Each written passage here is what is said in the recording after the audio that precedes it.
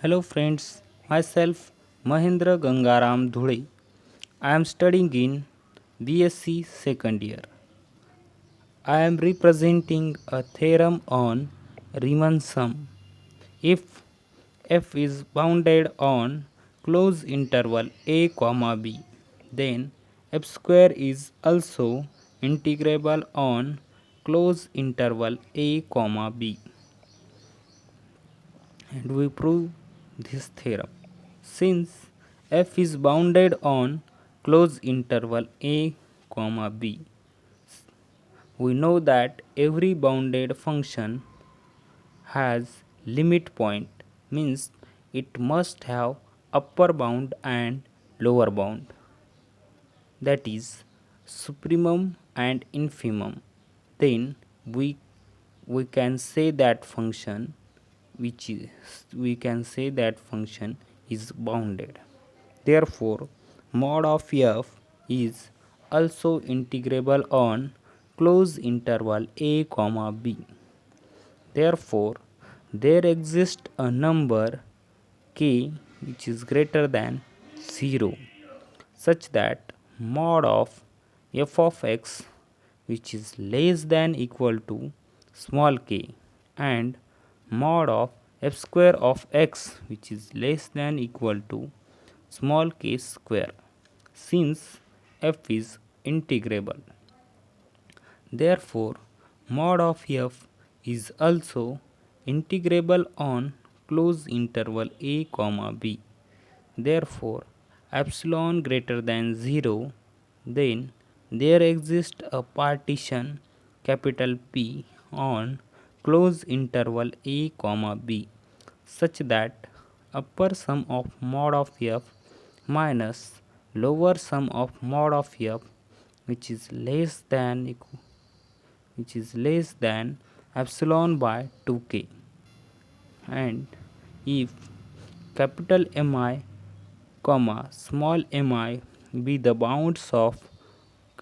mod of f and capital Mi dash comma small mi dash those of f square in delta xi, then capital Mi dash equal to capital Mi square and small mi dash equal to small mi square, then upper sum of f square minus lower sum of f square which is equal to summation of capital Mi dash into delta xi minus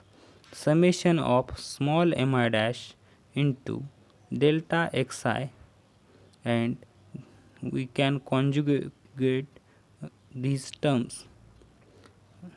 and we get which is equal to summation of in bracket capital Mi dash minus small mi dash bracket close into delta xi, but capital Mi dash equal to capital Mi square and small mi dash equal to small mi square. Now we get which is equal to summation of in bracket capital Mi minus small mi bracket close in another bracket, that is capital Mi plus small mi bracket close into delta xi which is less than equal to 2k into upper sum of mod of f minus lower sum of mod of f, since we get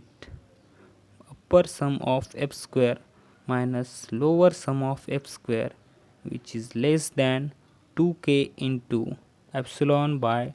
2k, and here 2k get cancelled and we get epsilon. Therefore, upper sum of f square minus lower sum of f square which is equal to epsilon, since f square is integrable. Thank you guys for watching my session.